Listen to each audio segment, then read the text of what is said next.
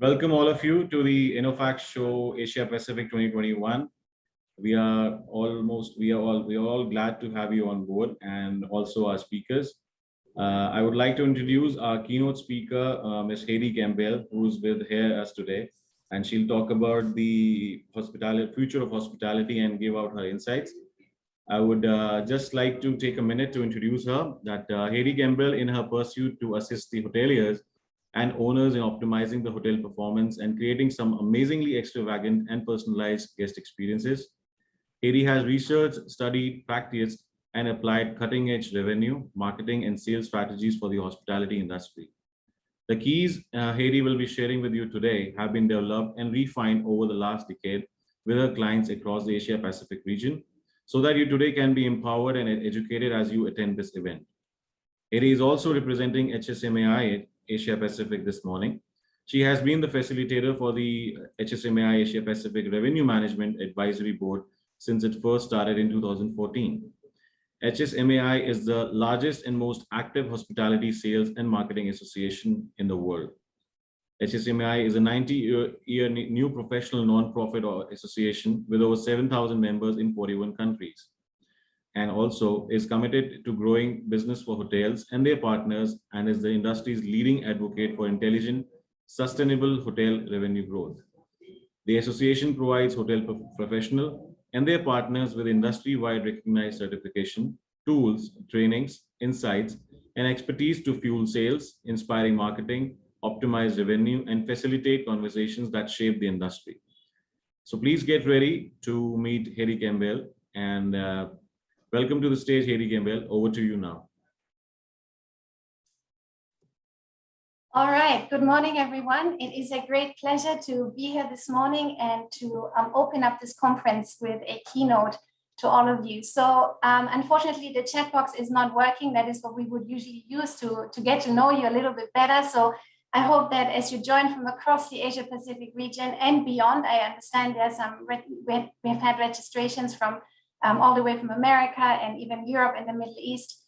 So as you join us this morning and over these next 2 days, welcome, welcome, welcome to this event. So I'm going to be sharing with you 3 key points. Now, obviously, there are more key points in this process of, for successful hospitality going forward.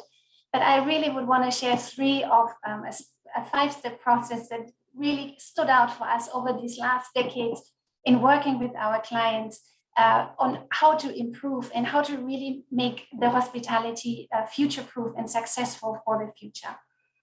So before we go into this, I want to spend a few moments just talking about and reminding us about some of the key issues that we are facing as an industry. I think it's really important to set it in context. These issues were with us well before the pandemic. It has not just happened in this last 18 months, but the pandemic over the last few 18, 20 months now really has amplified these issues even more so. So I have 3 issues that I'll share with you. And the first one that I think is of absolute importance is the changing customer needs that we have. This pandemic has changed us all. We've all been changed. I mean, your behavior has changed. The way you interact has changed. The way we do work have changed. The way we have this conference has changed. Usually I would stand in front on a podium and be talking to you and seeing you face to face. Now I have this eye to lens contact with you and hopefully still am able to reach you, but we have changed. The point is that we have changed. And so have our guests and so have our customers. Their expectation has changed, even more so in these last 18 months. So what we have found is that it's really important for us as hoteliers to get to know our customers, to understand who they are and why they make decisions the way they do. So it's something that we have to learn. And it's something that we do need to pay close attention to. And for us, normal market segmentation that we used in the past, it really is just a buyer profile. It doesn't tell us much about the guest that actually walks up to us on front desk or makes a reservation at our hotel. It just tells us about different things, where the customer maybe, tells us the distribution channel that he has booked through, or it gives us a profile of the company that maybe he's working for. But it doesn't really tell us much about the guest. So we have some work to do in hospitality to really understand customer centricity and customer first in that process. The second issue I'd like to point out that we have to face, and we are at a technology event, so that's a good place to start. But the second point I'd like to make is this rapid speed of technological transformation and digital disruption. It is a huge issue. And it again was compounded over the time of the pandemic now, and it has become a real issue. Now, for us hoteliers, oftentimes IT is not necessarily, or automation is not necessarily something that is top of mind, but it should be. It has to become. It is something that will change. Automation will change the face of any industry, including hospitality. So we have to tackle this as an industry. And the third issue that I'd like to point out this morning is really finding and retaining the right talent. Before, I'm going to read this because this is really good and really important information, and I don't want to get it wrong, but prior to the pandemic, the accommodation and restaurant industry was creating jobs, and get that, we were creating jobs at the fastest rate of any sector in the economy. And this is according to the International Labor Organization. Now, all of this then, again, is fueled even more so by finding talent with the right skill and retaining them in our organizations. So it is a real big issue. Hospitality contributes, or tourism contributes 10.4% to the GDP prior to the pandemic, to the global GDP. In 2018, the industry contributed 1 in 10 jobs across the planet. So we are important. It is an important issue for us, and we need to address those. But in addressing those issues, as we go and as we solve these problems, I think the benefit for us is not only, you being here today, us getting together, getting to know one another. The benefit is not just that we will future-proof an industry, but also as we start engaging and leaning into those problems, we're really we're really creating value for ourselves. It will create value in your career path. It will create value for your organization, for your hotel, if you're an owner or if you're a manager. So addressing and investing into understanding those issues is really well worth your time. So I just want to take a moment and thank you and really commend you for being here this morning. Not only have you registered for this event, but you're actually showing up. And I think that really is something we should, I want to call out, because there's one thing of knowing about these issues and there's another one doing something about it. And I think events like this, contributing and participating in your local hotel association, coming together with an association like HSMAI, it really helps the industry to change and to transform. Hospitality has been around for the longest time. It's one of the oldest industries on the planet. It in different forms and shapes, and it has developed into something very significant. And hospitality will remain relevant. It is not an industry that is going to go away. And I'm sure you have lots of memories or special moments that you actually remember that were created in a hotel setting. Some of your favorite vacations, some of your favorite family moments, some of your favorite, most important business deal maybe that you have negotiated, and there was somewhere a hotel or a hospitality expression involved in this. And so we are relevant. Hospitality is extremely relevant to our communities and to the economy. And so being here today, I just want to commend you. I want to welcome you. I hope that you will really learn a few things over this next 2 days, that you pick up a few tips and tricks that will help you and your organization in the process of this recovery journey that hopefully as an industry we will go on over the next couple of months. So without much further ado, I just want to give you in this next, I guess I have about 30 minutes left. I just want to give you 3 keys. This is out of a framework that we have created for our clients. And like I mentioned, these are things that are very, very relevant, absolutely keys. They're so important. Everything else literally to me moves aside when it comes to those 3 keys out of those 5. And I just want to share them with you. I encourage you to take notes and maybe, really take a few things away. I'll keep it as practical as I can, and hopefully I can give you some tips and tricks and tools along the way. So my first point that I think, even as you go into this event over these next 2 days, my first point to you is really considering your customer-centric and your customer-first strategy within the hotel. I think it's absolutely of critical importance. We need to learn how to rebuild our customer experiences. Now, let me just share. I don't have a lot of presentation slides for you because I think can you see it? Okay, I think you should be able to see this. So this was. No, I just need to speak along. So these are our 3 key points. So these are these 5 key points that I mentioned earlier, and out of those, I'll share 3 with you today. So the first one is this customer centricity, and everything is changing, right? What we're selling has changed, how we're selling it has changed, who we're selling it to has changed. Everything about our business has changed. And so making this an absolute key point in your strategy is more important than ever. And I'm making this the first point of my 3 points for good reason, and hopefully you'll see over time what that means, because customer-centric strategy is not just having your customer top of mind when you do stuff. Building a customer-centric strategy is really understanding your customers and anticipating what it is that they want. A hotel or an organization that is customer-centric is not just about understanding, but is also then taking the next step and taking action, and actually doing something with that knowledge and rebuilding their business around what it is that they have learned about their customers.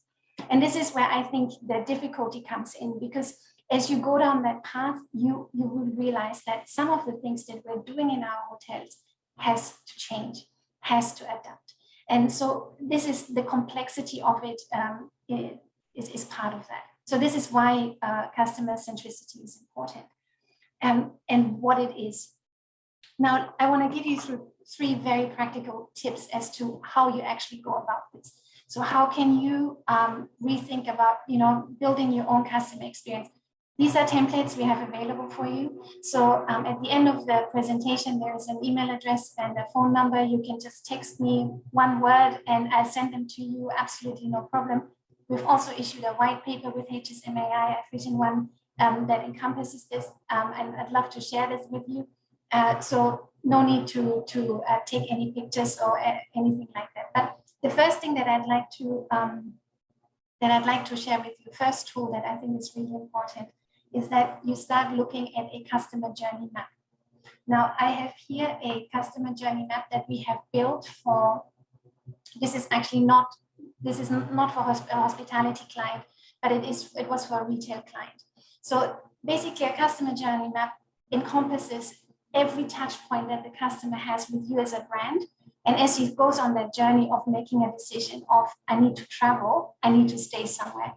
So it's coming up with touch points and then learning how to interact with the customers in each step along the way. So building your customer journey map is the very first step. The second step, the second tool that I'd like to share with you, or let me share, I just realized I'm not sharing my screen with you again. So this is what a customer journey map could look like, where you can see what it should entail. So this is something we have worked through for a retail client, not so much for a hospitality client.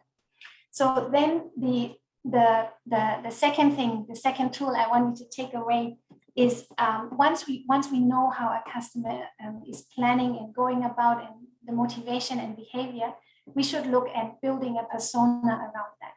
So we want to give them a name. We want to really get them to know personally. So we create a persona or an avatar, whichever is easier for you to remember.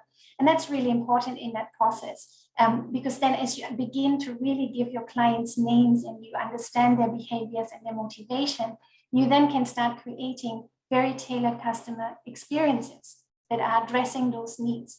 And from there on out, you then can also start looking at the metrics that you use for success, because there's no point of changing your strategy if we don't find ways to measure it.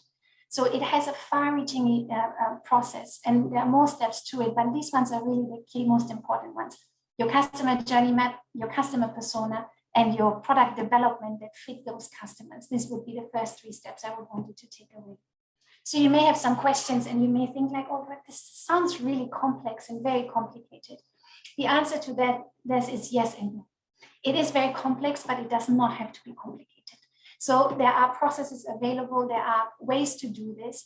I think what you need to be aware of though is that as you discover those things, you have to be ready to make the change within the organization that it will require for this to really come to fruition and bear full fruit in that sense of the word.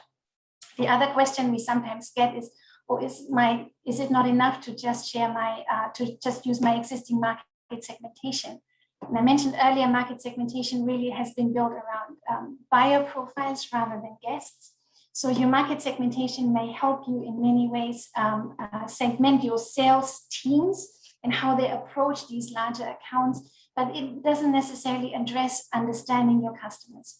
So again, there's obviously, I hope you appreciate, there's a lot more to this than what I'm able to share with you in this short period of time. But these are some of the key concerns that we experience as we work with our clients on some of those issues. My second point that I'd like to share with you is automation. So automation is of absolute critical importance. And we're here at technology events, so that is a fantastic place to have that conversation. But apparent reasons why you should consider automation is obviously labor shortage, cost efficiency, and workflow efficiencies. But COVID-19 has actually changed a lot of those reasons. So there was a study from Bain & Co. They call it the Automation 2020 report. And in that report, they basically looked at the reasons why organizations are embracing automation. And prior to the pandemic, the key reasons were lower cost, enhanced performance, and revenue growth. These were the key 3 reasons why an organization was willing to engage in automation.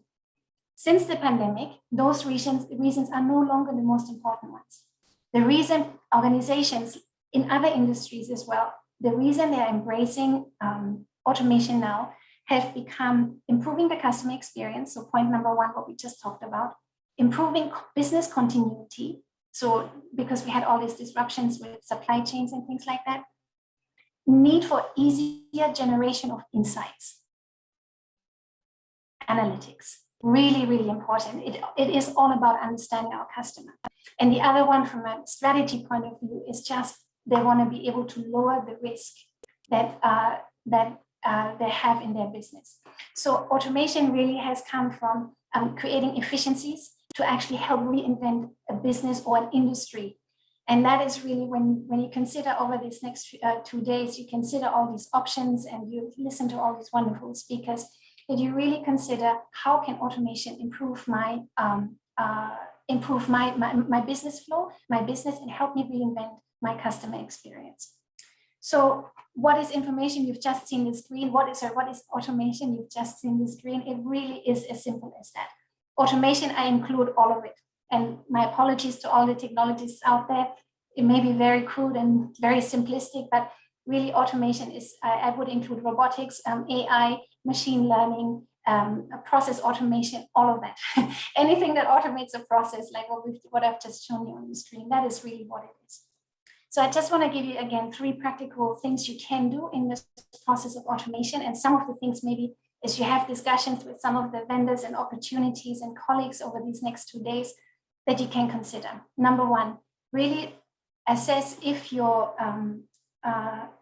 automation will be a threat at the moment where your organization is. Is it more a threat to you or is it an opportunity where you feel like, yeah, this is really something right now I need to do? Or do you first need to make some other changes within the organization before you can go and jump on that bandwagon of automation? And consider the role of automation in the reinvention of your customer experience. So as you go, number 1, we have to keep the customer in mind. But then the second one you should consider is how can automation help you in that process to deliver a better customer experience. And consider the impact that automation can have on your operational performance and obviously on your business model. So that's number one, this assessment that you should be doing. And then as you go about this, as you have made some decisions, reinvent the business process with automation in mind. So don't just look at an individual process that you need to automate, or there is one dashboard that can help me fix this, but look at automation from a larger framework point of view and build a roadmap. And this will, over time, not only save you time, but it will also help you in creating this strategic approach with your team in this process. So that would be the tip number 2. Consider the broader automation frameworks and how it will reinvent your business or your business process. And the third one, and I think probably the most important one, is treat automation as a significant change to your strategy. So it's not just about, oh, let me change a system or swap one out with the other, or that's not what we're talking about. When you consider automation and as a framework for your business, you must consider it as a major change to your strategy. So you have to plan for it, you have to resource for it, you have to make sure you have you have an implementation process that can be managed by your team. So it's really important that that you embrace this from a leadership point of view. So to all your owners, hotel managers out there, and even consultants, it really, we need to treat it as something of utmost importance to us. Again, you may have some questions and saying, oh, does that mean that automation is going to make my job redundant? Well, the truth of the matter is that actually they reckon, there's a automation report out there. They reckon that in the next 20 years, about 50% of the jobs of all Americans will be automated. It's a reality, right?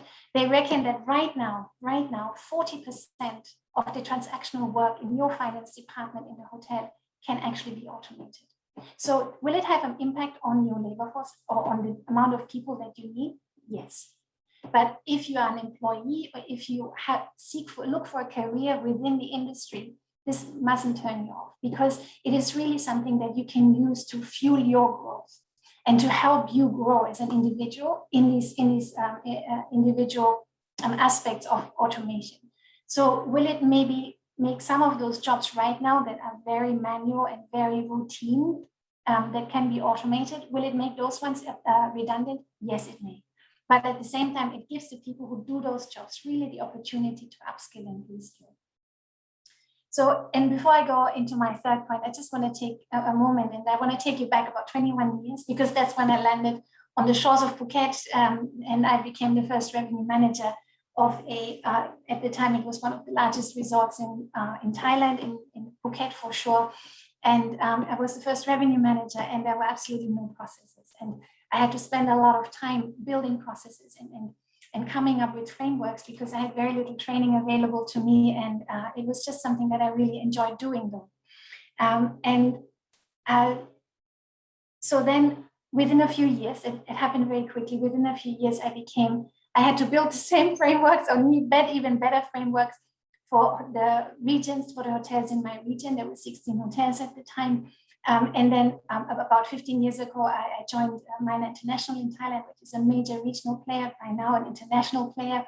And I became the vice president of revenue management and distribution. And again, it was a company, we had 3 different brands, and we had to grow. We doubled in size every year, and we really had to focus on building frameworks and structures and training people and all of that, while we're doubling in size almost every year.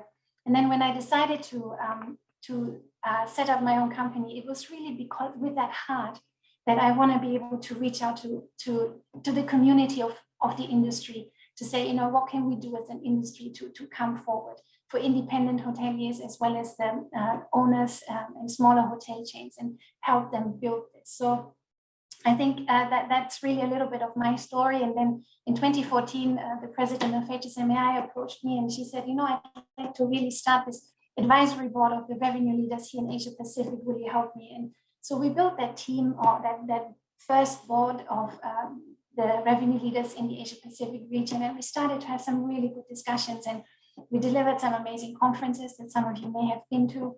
that is created by hoteliers for hoteliers. So I guess by now you figured out that I'm pretty much an idealist, and I'm really driven by these ideals. I'm driven by the idea of what we could do as an industry and how we can help hospitality to stay future relevant. And that is why I so believe in those steps.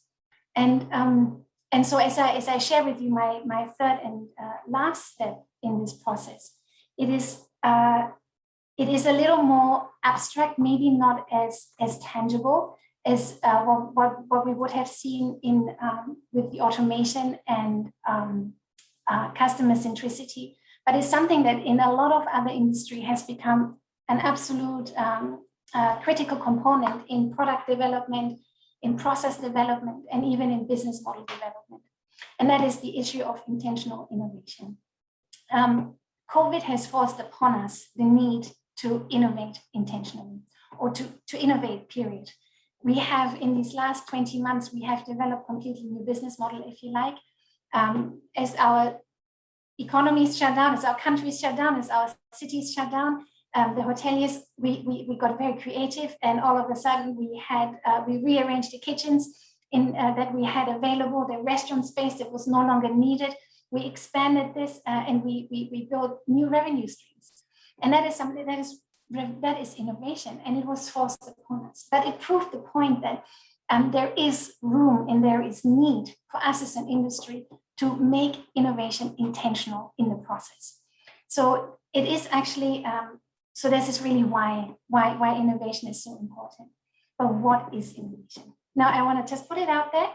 Innovation is not renovation, right? So it's not about upgrading your product. It's not about making sure that you stay competitive. I think that is important, very important, but that is, I would not call this innovation. Innovation really is a structured process. It is, and I put that on the screen, it doesn't look very structured, but this is what innovation really is. There are different words out there for it. Some people call it, design thinking. Some people call it innovation, disruptive innovation, depending what school of thought you go with. One is Harvard Business, the other one is, Tim Brown and the whole world that he built around that. And these are really the two main streams in that regard.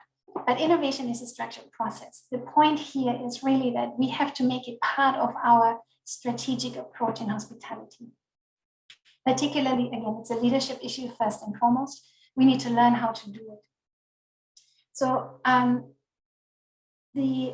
what it really does, there are 3 levels of innovation that we generally refer to. Mentioned it before, is product innovation. So that would be about in our case, the kind of hotels that we build, but also the kind of great products that we make available for our customer personas that we're building. So this is the product innovation. Then we have the process innovation. So that could be a check-in process. That could be a customer service process. And then the third one is your business model innovation. So that could be working on additional revenue streams for your hotel. So these are, in general, the 3 categories where you go through in a very structured process. You go through those things to help you really uncover some of the needs that you may have, or that your clients, or that the consumer, or the person that is engaging in whatever product, service, or business model, that you really meet those needs and you understand what it is that they're looking for in this process. So reactions in when you see innovation happen, and you may have seen that before, is the responses that you say, oh, isn't that clever? Oh, I wish I would have thought about this before. So it's something that you may have done for a long time, and suddenly somebody meets your need right there, and that's innovation. So it's not a renovation. So that's really what it is. And so how do you go about this? How do you bring this into your organization?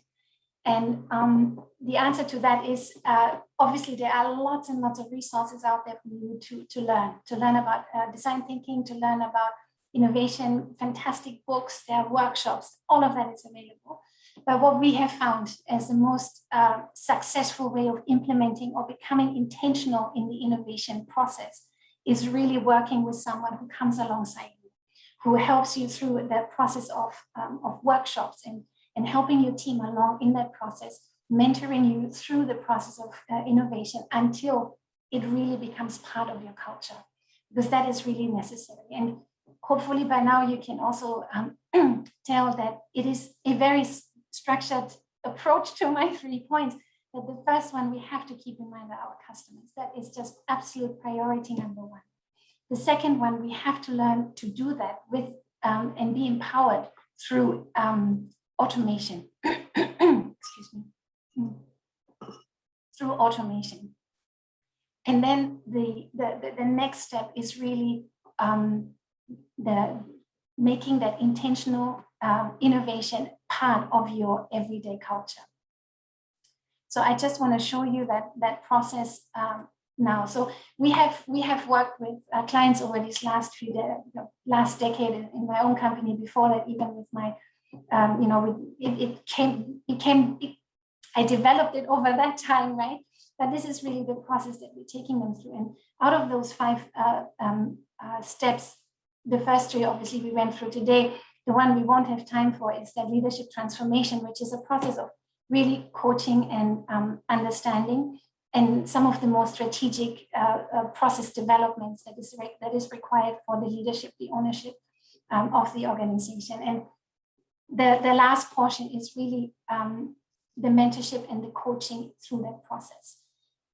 These processes you can learn for yourself, absolutely. Any one of those, there are enough resources out there for you to learn about it, for you to implement about it. But if you to implement them, but if you want good ROI on your investment, make it a consideration to have somebody alongside that can help you through this process, so that you've got somebody by your side to help you ask the right question and maybe hold you accountable when other things seem to get in the way. So that is really our approach to that whole process. And let me just see. So we have launched a white paper with HSMAI over this in this process to really help the industry develop in these areas. So if you would like any of these templates I have just mentioned, I have just raised my hand on this. Hang on, let me just, I don't know how to do this without. Okay, never mind. I've raised my own hand. That's okay. So if you have, if you would like any of those templates, we have got templates available for you, or the white paper that we're happy to send. We just either send me an email, just put in the headline, any one of those or all of those, it's up to you, or send me a text through any of those mediums, and I'd be happy to share them with you. And with that, we've got another 5-10 minutes, so I just want to open up if there are any questions at the moment that you might have for me. I'm not sure, Vipin, if we've got any questions from the audience at the moment.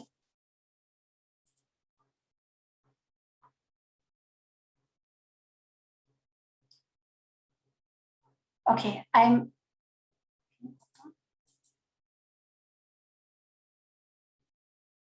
I think that just looking at any questions, if you've got any questions around these areas, I went through them quite quickly, but there are really some keys for us to consider in the industry.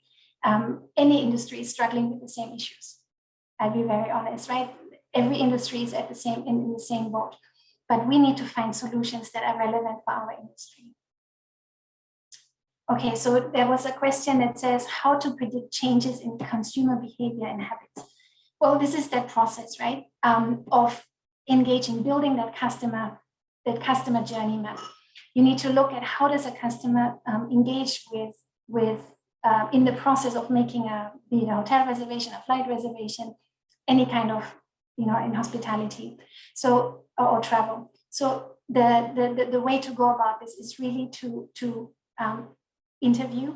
It's not just reading questionnaires that we do. It's not just the TripAdvisor reviews that and though they're important, they're very, very important, but it is really an intentional process where you begin to learn how to notice and also how to track the changes. So obviously it's also a lot of it has to do with clarifying assumptions.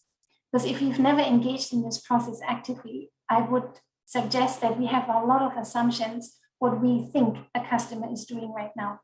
And so I think if we do it for the first time around, it's really about learning how does a customer engage with us as they make a decision on the travel brand, on your brand or for your product or whatever it is, and going down that journey so that we can answer the right questions.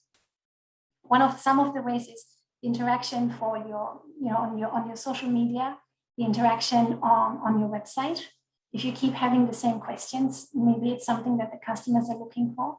There are a lot of sentiments. A lot of companies prepare reports with travel sentiments and consumer sentiments. That is very helpful. But they're all, those reports are very generic. You really need to drill down in your specific business what it is. Another very, very good question. How can we keep pace? How can we keep up, I guess, is where this one goes with all these trends and keys. Well, I think that the keys actually have not changed. The understanding our guests, learning to improve our processes, innovation may be something that we have not considered, but our leadership development, none of that is new to us. But I think to keep pace with it is really engaging with the industry, engaging with us. So to me, a lot of it has to do in your engagement with your local community. So it could be the hospitality association in your destination. It could be getting involved with something like HSMAI. Quite frankly, that was a big reason for me to do it, because HSMAI, you get to speak to the leaders of the industry. And it's not about, they're not trying to sell you anything. They're not trying to tell you this is important technology for you, but it's a robust discussion. It is understanding where we're at from an industry point of view. And I think as you engage in those, you can keep up, but you can also start developing solutions because you work with your community. So we encourage you, get involved in your local hotel association, particularly with issues around your destination. Get involved with a body like HSMAI. Reach out to us how you can get involved, how you can participate, how you can hear about what's happening in the industry. So we encourage you to do this. So do we have, I hope this makes sense, unless we have any other questions. One of the other questions on the design thinking or the intentional innovation we often get is that, oh, I'm not creative. This sounds all very, for a particular type of leader or a particular type of person, and I'm just not creative. And that is a myth. That is a myth. It's not true. It is built in a process. And in fact, how it works is that you have a cross-functional work group. So you get together and you select a problem, or you select a process, or you select just something that you'd like to improve. And you get a group of people together from different points of view around this issue, and you start working through a process. And creativity is what will be the end of it. It is working from the collective genius that is made up in that group, everyone with their experiences, everyone with their expertise coming together and coming up with new and a different approach to this particular process that you have chosen that you want to improve. So that is really the process on innovation and some of the questions that we get. I think it may seem a little bit abstract to some people, or a little bit far, to actually implement into your hotel. These are conversations we'd love to have with you. Because there can be very, very practical considerations. There are very good solutions available. So over these next 2 days, if you want to reach out, just talk to us about some of these issues that you may be facing, or some of those thoughts that you have. We'd love to answer them. So I'm available on this platform that the event is streamed on, and just reach out, and we are more than happy to reach out to you. And with that, I think that's about it from my end, Vipin. Thank you very much for having me today. It was a great privilege to address you this morning, to kick you off into this 2-day event. I hope you were able to take a few of those practical things away for yourself and help you shape some of those conversations that you hopefully will have over those next 2 days. And yeah, thank you very much for this session.